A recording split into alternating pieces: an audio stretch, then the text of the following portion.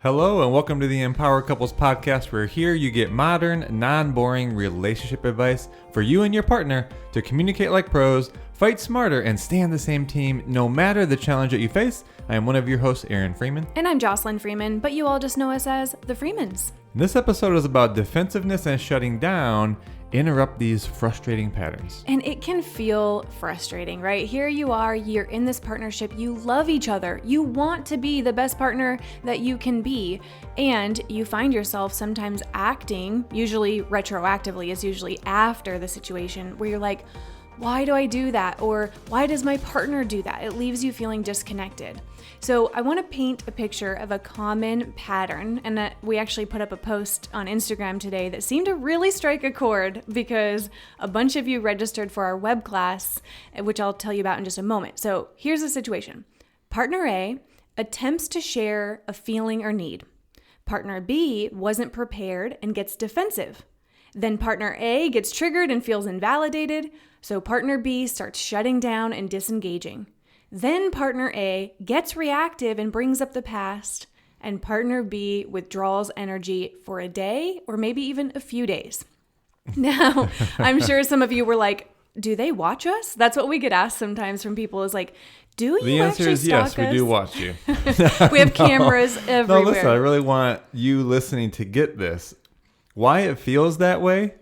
It's not that we're actually watching you. Obviously, this happens to so many people. Mm-hmm. We just happen to talk to so many people. We see these underlying patterns. So one of the things we want you to take away is, honestly, it's not just you. Exactly. Yes. So there is a pattern that happens. And so because it is a pattern, it can be broken. It can be interrupted. Exactly. And in this case, we know that when it does happen over and over, it can lead to, like not trusting in the partner. Not feeling safe. It can feel, like not safe. You can also feel as if, why do I even bring some things up? And you can start to withhold more things. It's not necessarily that you're suppressed, but you start to maybe share less. And that isn't leading you to more connection, right? Everything we talk about, the skills are about how do you move towards more connection no matter what's happening, rather than disconnect and move towards less connection. Yes, absolutely. And as we go further, we want you to listen from two places. Yes, if you feel, because I know some of you are thinking, okay, my partner needs this episode. They shut down or they get defensive, but really listen from both positions, how you can each support each other better and interrupt these patterns. And also, we are going to go into so much deeper and further into frustrating communication patterns in our web class that is going to be next week, which is April 12th, 2022. And it is live. We are teaching this. We have tons of you already signed up, so it's obviously resonating. And this web class is going to give you communication skills, very practical, implementable tools that is going to help you end frustrating patterns, express yourselves effectively so the other person can receive it better, and just understand each other better, right? Which is what you want to then feel more connected. So go to onlinecouplesworkshops.com. We'll also put the link in the show notes, but before you end this episode, make sure you go register and take advantage of the web class. So before we go into specifically why this happens, for me, it's key that you understand the shutting down, because maybe it's just us, as Jocelyn mentions when we have things come up, oh, you're shutting down. And I want to distinguish the difference of shutting down, because there's really two almost categories. There's shutting down in these moments where one partner is getting defensive. They shut down, meaning they typically are stop talking, right? That's a clear one. And then sort of disengage and remove themselves from the conversation. You also shut down with your attention in a way, and you're not showing love in that moment. So this is the shutting down we're talking about, but there is a shutting down that's more about closing off your heart to your partner, which happens more so over time. That level of shutting down or suppressing yourself, closing off your heart from your partner, actually probably does happen when this defensive shutting down pattern happens during these moments that we're talking about today, but it's the longer term impact. When you're when you're completely shut down from your partner, your heart is closed off to them. So I just want to be clear that we're not talking about that one. We're talking about the momentary, when emotion comes up, the pattern that you talked about. You're trying to share a need. You're just expressing yourself. You're not coming from a malintent here.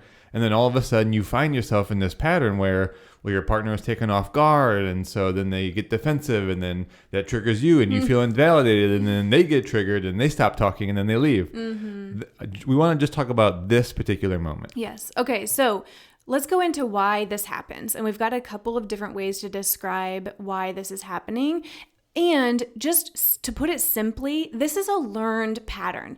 For if this is something that one or both of you does, it's because growing up or something you did early in your different relationships romantically, this started to feel more comfortable than staying engaged. And so, like you said, Aaron, if it can be a learned pattern, you can unlearn it as well, or at least interrupt it and shorten it, right? Like maybe you shut down only for like 15 seconds. And we'll talk about how to do that. But Aaron, question for you. If we were to just put it simply, why does someone just shut down or get defensive? Like, what is the simplest way to describe what is happening? You're making the situation mean something.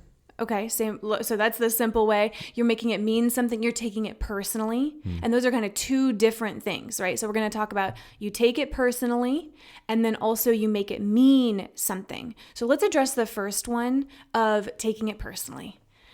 So here you are in a conversation with your partner, and they express a feeling or a need, right? And maybe because you weren't prepared, you weren't in the headspace, or maybe you had a hard day, and maybe you just have felt discouraged, then I would say you're just not paying attention even. You might have had like a fine day. And if you're off doing something else, one thing is if your partner brings up something and then you take that as personal. So they say something like, it doesn't have to even be as strong as I don't feel as desired by you. Or it could be something more simple, just a kind of a passive comment. I like the house to be more organized and clean. So maybe you weren't paying enough attention or aware enough. So you hear that comment now as what? That they're disappointed, or they think you're a mess. They think you're disorganized. They don't like your style, it almost or feels like you're an not attack. matching up to their own expectation. You have literally just turned the conversation and made it about you rather than about the need that they're expressing. And yes, is there some work that someone can do to express a little bit more cleanly, not take a partner off guard? That's what we're going to talk about in the web class. Yes, a better way to bring it up. But for the listener here, you really have to get your partner shares something. I mean, I really wish it was more clean and organized in here. Or I really need some time with you. You've been so busy lately. Yeah, if you pause, they're wanting more time with you. That's like, wow, that's so rude. Well, it's not they're wanting more time with you, but what do you do with it in your mind? I haven't done enough. Notice you made their comment personally about you rather than about the need that they're expressing. And there's nothing wrong with them expressing a need. Yeah. Notice how this is the first point. You're taking it personal. It's actually pretty selfish. It really is. I mean, in a different sense than what we think, but you're making what they're sharing about themselves about you. Yeah, you're taking it personally. You can't really get more selfish now about the direction of the focus. Yes. Well, and we're all human. So we're not saying like you are a flawed person and you're selfish, but human beings can be so focused on themselves. And so that's why when you're taking something personally, oftentimes you're perceiving what they're saying or maybe the emotion they have with it as an attack on you personally. When unless they're actually verbally saying something to you that's an attack on your character, which would be a whole other thing. Of course, that's not cool. But if they're truly just expressing a feeling or a need, and even if it sounds like it's about you, that is not an attack, right? Again, maybe if they were actually attacking your character, that's a whole other thing. But when they're expressing a need... It usually doesn't start that way, by the way. Right, that's I'm later. excited for next week to talk about sources of arguments and methods of arguments. Yes. And character is one of them. Yeah. But usually doesn't start there. Right. So just notice if your pattern is getting defensive and shutting down, first thing to realize is, okay, I am taking this personally, and why is it that I'm perceiving my partner as attacking me? And we'll go into perception here in just a moment. So the second part, and you started to even go into this a bit, Aaron, because it's very like intertwined, right? Is what happens almost, it basically is happening at the same time. You're making it mean something, right? So you aren't just hearing your partner's words as they are, right? You are hearing it through a certain filter and you're making it mean something else. And you gave an example of that, right? Like they might say, gosh, I really need more help around the house. It's so dirty here. You hear... They don't think I'm doing enough. Exactly. But there's It's so many not even others. what they're necessarily saying. Right. Like, so just notice that you as the listener, you have a certain filter and you are interpreting what they're saying through a certain meaning that you're giving it. And that's what human beings do. So again, it's not you, you're not flawed. So you have to really check out, okay, if I'm getting defensive right now, number one, why am I perceiving it as a personal attack? But also, what am I making this mean? And when if you shut down for, again, we want to challenge you. If you shut down typically for an hour, make it just a few minutes. But ask yourself, okay, I'm shutting down right now. What am I making it mean? Like they said A, but I'm making it mean Z, right? Like I took it all the way down. They don't trust me. They don't care. They don't respect me. They think it's my fault. And like I already mentioned, I just can't win. Exactly. I can't do enough here. Can't do good enough. There's always something more. So really check that out in the moment and you can have that dialogue with yourself. What am I making this mean? Because you are. Unless they, again, verbally attacked your character, if they're just expressing a feeling or need, then that can be something that you can understand, even if it is about you. So what's next, Aaron? Where do we head from here, right? What can we offer them? Well, you lead us down that path. I just needed to say shout out to personal development just because, filters are not our term. But I really want to just mention that because filter is a very interesting just visual. So, in personal development, they usually talk about, well, think of like a pair of sunglasses in a sense, and you could change out the colors of the lenses. It could be yellow or red or blue or green. And the color of the lens is going to color the way in which you see the world. If I don't have any glasses on, I see the world the way it is. If I have red lenses, things are going to look much more red, right? So the meaning that you're giving what your partner is saying or the meaning of the situation is a colored lens. And it is coloring the way in which you see the situation happening. And when you're colored by how you're seeing the situation, it limits the actions you see as available to take. Because as we've said on a previous episode, this your actions is unsafe. So if you have the lens of this is unsafe on, then you only see actions to take based on let me remove myself from an unsafe situation. That's why you get defensive. It's why you shut down and remove yourself. Which is perfect segue into, we've got a couple different solutions here for you is you have to really identify and shift your perception. We've said in previous episodes that to change your behavior, you have to change the way you're perceiving something, right? And so you've got to explore, why do I perceive my partner as attacking me? What is really the source of why I feel defensive? What is really leading me to shutting down? Is that what I observed my parents do? And does that feel safer because I can remove myself from my partner's emotion? And if it is about your partner feeling emotion, number one, even if they're feeling emotion about you, that's okay. That's a part of being human and being in a relationship. Is your partner is going to have emotion and it might be related to you. That is not unsafe. That's okay. I just thought of something. So this is deeper, so I don't want to segue us too far. You're not removing yourself from your partner's emotion. You are not in their body. You can't remove yourself from their emotion. Their emotion is chemistry in their own body. You have to get this. You're only removing yourself from your own emotion that is perceived by the emotion that they have. But that emotion is in you. That just came to me. I didn't want to segue us. I don't want you to misinterpret. You are not removing yourself from your partner's emotion. It's an impossible thing. That's in their body. So the emotion that you have in your body is of your own creation, and that is what you're trying to run from. Woo. Something you've created. Okay. When you really think of it, it's like, I don't want to say it's crazy. It's not crazy, but it's funny. It's really convoluted when you think of it. You're trying to remove yourself from something that you created. That is deep, and I love that you added that. Sorry, in. I had to segue. No, that's okay. I like that segue. So perception again, right? You have to really explore. If I'm taking this action, which is getting defensive and shutting down, what is my perception of my partner? Why is it that I feel defeated?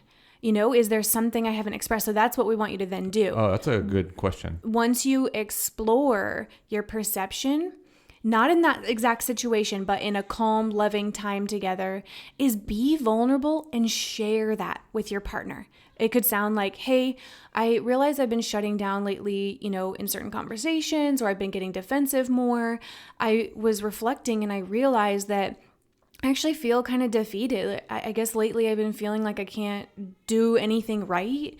I feel like I'm trying my best, and I just need some more encouragement. I need to feel like more affirmation. I know it might be hard, but if you pick the right time and you truly share it from your heart, not from trying to make them wrong, when you're vulnerable and you share your perception and maybe that you need more encouragement, maybe you're feeling defeated, it will help them understand more of what's driving you getting defensive or shutting down. Because when they understand more of that behavior, perhaps they can shift things to support you, right? It can be more of a conversation of, oh, okay, thank you so much for sharing that with me.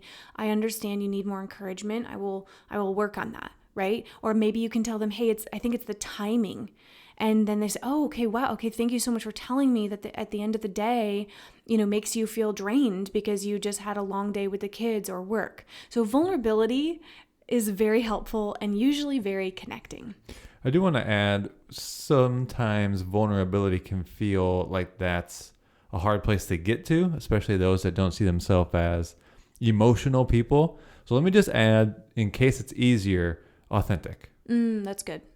Yeah, vulnerability or authenticity. Absolutely. Yeah, it doesn't have to be, Or for some of us men, be real. So if you can't reach for vulnerability, if you can't quite feel like you get yourself to authenticity, let's call it, just be real about what you're experiencing. I love that. Okay, so what is the second thing that they can do to start to interrupt this pattern? Well, in part, you're already doing it. So you are staying in communication rather than closing off communication. When you shut down in these moments, when you get defensive, you're closing off any communication. But by sharing from this vulnerable, authentic, real place, you're staying engaged. Now, even if that means that you share this and you ask for a time that you need to process, you're at least, in another personal development term, you're furthering the conversation. Yeah, you're not just like closing the door. You're just saying, here's what I need you to understand about me right now. So you move the conversation maybe to a few minutes or a few hours later, but you're not cutting it off, which is normally what's happening when you're defensive and you shut down. It's gone, right? And you don't usually come back to it. That's what has a partner feel like the pattern is so frustrating. You aren't making as much momentum as you like. Why does this keep happening? It's just that these conversations are getting left in the past. They're not getting resolution brought to them. And so it's really about staying in communication so that this conversation, this repair, this healing, this understanding at least has its next step, even if that's a few minutes or a few hours later. Exactly. I just want to clarify that by staying in communication doesn't mean you're staying in the conversation in that moment, right? So what we mean is you are letting them know what you need. So let's say you are taking what they're saying personally. You're making it mean something. At least tell them. You have to build the self-awareness, you guys, of saying, hey, I realize something's coming up for me and I'm taking what you're saying personally. I don't want to continue this pattern I normally do. I'm realizing I need a couple minutes to shift my energy to be able to come back to this from a clear mind. So let me just take a fresh, break here, and then I'll come back to it. So at least you're being in communication with your partner and they're like, oh, thank you for having that awareness and thank you for telling me. Here's a good way to say it too. You could say, I'm noticing that I'm making this about me. I would like to take a few minutes so that I can be clear, so that I can really listen to you and make this about you. Yeah. That would be a really great way to transition, because it's even further down than this, but I was even thinking to myself, if even this pattern kept on happening, right? Like, I'm a partner, I share with you about what I need. If every time you're like, something's coming up for me, I need time, I'll be like, when do I ever get to share and be understood? You're always taking time to pause. Exactly. And this is a small nuance, right? But if you shared it that way, we promise you would actually get better. You would get better at moving your awareness to that moment of putting the focus back on your partner. Yeah. So have that intent. Hey, I'm noticing something's coming up for me again. I just need a few minutes so that I can shift this back and I can really listen to you instead, right? That would just be a great way. Again, you're moving the conversation a little bit forward. That was maybe a few minutes from now, but it's keeping the connection. That's the main thing we wanted to talk about, rather than when you normally get defensive and shut down, you're disconnecting. Yes. One other way that this staying in communication in these moments could sound is you can actually reveal that you're aware of what's happening. Hey, I realize I'm getting defensive about what you're saying because I'm making it mean blank. Is that true, or am I misinterpreting it? And so what I just did right there, right, is you're revealing the thing, I'm getting defensive, you're sharing what you're making it mean, and you're asking for clarification. That would be groundbreaking, you guys. And that's a great way to interrupt this pattern and form a new way that you process this together in the moment, is ask them for clarification, because when you are getting defensive, taking it personally, as we've said, making it mean things, you usually are taking what they said as A and you're making it mean Z. But if you say that to them and they go, oh, no, that's not actually what I meant. I really just meant I'm feeling tired and drained and I just need more help. And you can go, okay, all right, that's better than the meaning I'm making up right now. Yeah, right? Probably usually is. And so these are just a few ways that you can stay in communication, like Aaron said, not lead to a place of feeling totally disconnected and kind of cutting that bridge between you two. Again, you're not alone if this defensiveness and shutting down pattern shows up. Of course, there's many other things we could have talked about here in terms of, this pattern and everything, because it's not just a one solution thing here. But that's why you want to attend our web class, because we can go further into communication. We're going to give you skills step by step. And the cool thing about our web classes is we model things for you. And I think visuals are really helpful. People remember things more when they see things. So yes, you're hearing our voice now, but you're going to want to see what we talk about and see our slides and see the principles. So make sure you go to onlinecouplesworkshops.com. End those frustrating patterns, express yourselves effectively, and understand each other better. It is going to be April 12th. You don't want to miss it, and we can't wait to see you guys there. As always, we love you. Thank you so much for listening, and we will talk to you guys on the next episode.